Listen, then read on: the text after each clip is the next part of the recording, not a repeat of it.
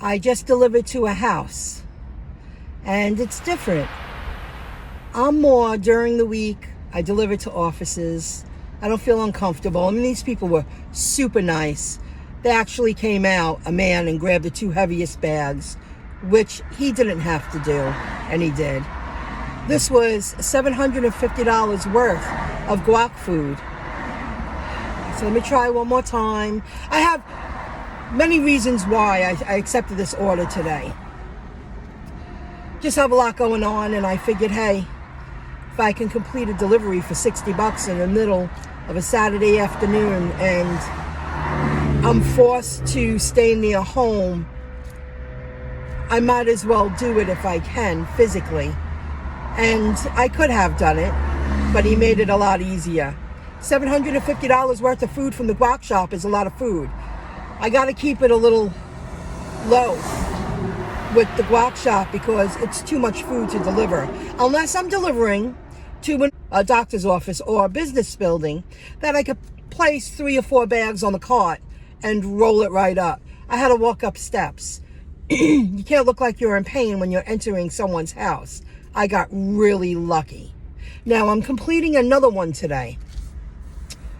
About 5 o'clock, I'm picking up in Rockville Center and I'm dropping it off to Farmingdale. The payout, I forget. I'll show you towards the end of the video. It's like a $70 or $80 payout.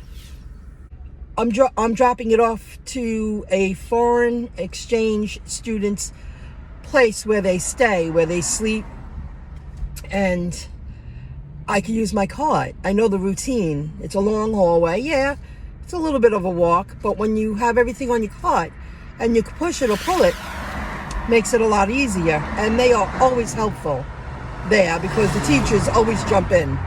They just jump in and help you. So this video is going to be all over the place. I'm cleaning out my phone. There's something I wanted to share about Grubhub that happened during the week that I forgot to include in an earlier video because the videos would be 20-30 minutes long. So this is what I'm doing today. It's keeping me busy, and I'm very lucky that I can do what I'm doing right now. So stay tuned.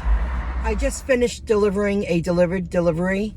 It was originally a double pickup from 2 different places right down the street from each other. So I get to the second place, and it's a bar. And I walk in, and I go, hello, how are you? I'm here to pick up a Grubhub order. And I figured it would take a couple of minutes, because usually places like that, little hometown bars, they usually need a couple of minutes. So I expected that. So I walk in, and I tell her, and she goes, she's already, the moment I greeted her, and she came to greet me, she was like in circles. I didn't hear it. There's an order? Blah, blah, blah, blah, blah, blah. I'm like, whoa. I'm like, it's okay. So they didn't start it yet. Just give it to me. It'll take 5 minutes. You don't even know what the order is yet. So she talks me into giving her my phone. So I walk all the way down the bar because I see she walks to the computer to start typing in the order. She turns around. We don't have this. You got to contact the customer. I was like, contact the customer? Again, I'm going to share another story with you, which was, it's not our responsibility. We don't have to do that. So I work with her. She got me. I start typing, and she's already going, are you contacting them? Are you going to contact them? No, not the fries. The burger. We don't have the burger. You know what? Never mind. Have a good night. And I walked out. It's not going to be 5 minutes. It's going to be at least 15 minutes total. After I looked at the order, I'm like, that's not 5 minutes. But, it was just, they're asking too much of us drivers. And I see the change in this little hometown places, over just picking up an order. I left and I was like this. I said, I don't want to be around that. I'll give it back. So I'm really happy I dropped off the first order because they spent money on, quality food, and they shouldn't have to wait over a half an hour after spending, money on quality food, expensive food.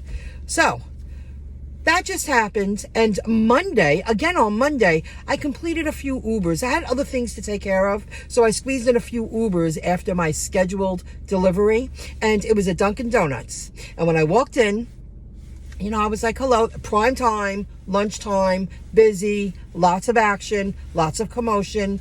And the women didn't greet me at first. So a man came from the back and said, we don't have this. You got to contact the customer. You waited till I got here? And I was like, contact the customer. I'll text them. Please, please, please. Okay. So I do it. And I said, what do you have? They didn't have some kind of muffin. It was 2 of them. They have these 3 flavors. Wait a couple of minutes. I call. I say the same thing. Left a message. The customer never picked up. I said, I'm just going to give it back, sir, because now you're talking, it's 5 minutes. Please, don't leave. Don't leave. Please call Uber. Please call Uber. And I'm like, and I'm not over-exaggerating. He was like, please call Uber. Please. These places are struggling to make it. I mean, it's happening more often. And I just said, I'm not calling Uber, sir. Because if the customer didn't pick up for us, by the time he was like, I'll call Uber. Please don't leave. Don't leave. That's what he said. Don't leave. I was like, oh my God. For a Freeport pickup, Freeport drop off from Dunkin' Donuts, about $5. I don't care. I was just blowing a couple of hours because I had to be someplace. And I figured, hey, I could earn a few bucks while I'm waiting. So that's what's been happening. And that's been happening more often. You have to contact the customer. We don't have, I don't need to know your menu. That's your responsibility. That's your job. And I was really nice to the woman in the bar. However, she was so flaky. And so, no, I didn't say the fries. I said the burger. You know what? You have a good night. Take care. I'm canceling it. So let me see what I got for that one order, because it was a double pickup. And it was almost $15. Let me see what I got for delivering the Vietnamese food. Oh, I know I'm not saying it right.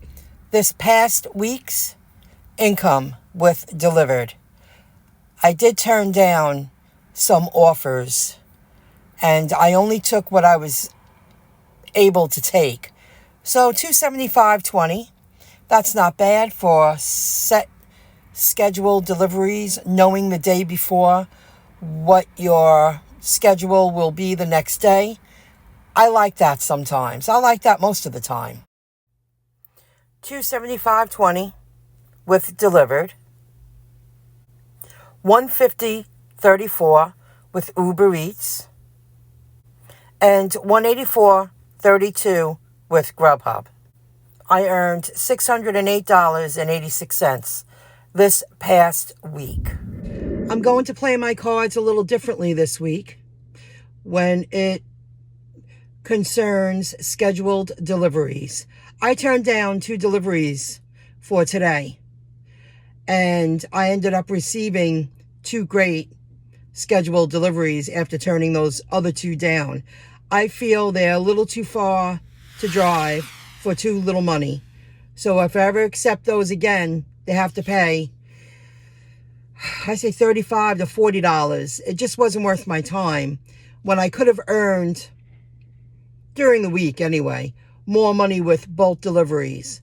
So I'm going to, work the apps a little differently, and hopefully to my advantage. I could have earned more money this past week, but I was forced to sit down more than I usually do because I do have,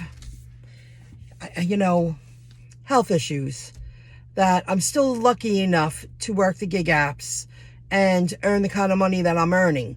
So that did slow me down, and I'll share that in another video.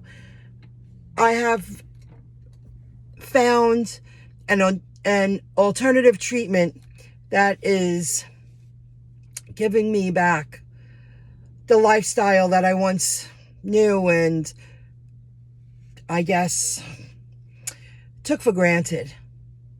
When you're forced to not be yourself, when you're forced to change your lifestyle because of your health, you realize,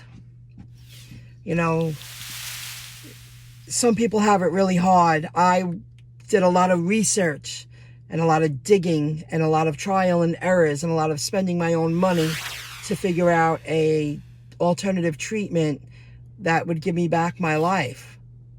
And I believe I have finally found it. So I'll share that in another video. So considering what I had to go through this week, and which limited me, I like sharing with people how you can work the apps around a busy lifestyle, how you can work the apps to earn extra income, nice, steady, extra income. These apps are great. This is, for many people, the future of a second job, the future of earning, your weekly pay, like your full-time income for some people. The service is in demand. What held me back besides that? Taxes due on the 15th.